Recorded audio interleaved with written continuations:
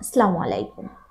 আজকে যেসব রোগের আলোচনা করব সেগুলো কম বেশি সব ঋতুতেই হয়, কিন্তু শীতকালে প্রকোপ বৃদ্ধি পায়।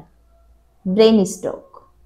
প্রতি 5 ডিগ্রি সেলসিয়াস তাপমাত্রা কমার সাথে ব্রেন স্ট্রোকের সম্ভাবনা 6% বেড়ে যায় এবং অন্যান্য ঋতুর তুলনায় শীতকালে ব্রেন স্ট্রোকে মৃত্যুর সম্ভাবনা 9% বেড়ে যায়। ব্রেনে রক্তক্ষরণের সম্ভাবনা বেড়ে যায় 14%। Heart attack. প্রতি 1 ডিগ্রি সেলসিয়াস তাপমাত্রা কমার সাথে সাথে হার্ট অ্যাটাক হওয়ার সম্ভাবনা বেড়ে যায় 1.6% এবং হার্ট অ্যাটাকে মৃত্যুর সম্ভাবনা শীতকালে বেড়ে যায় 42%।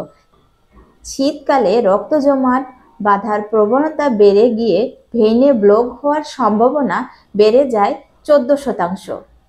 বড় রক্তনালী ছিঁড়ে যাওয়ার সম্ভাবনা বেড়ে যায় 43%।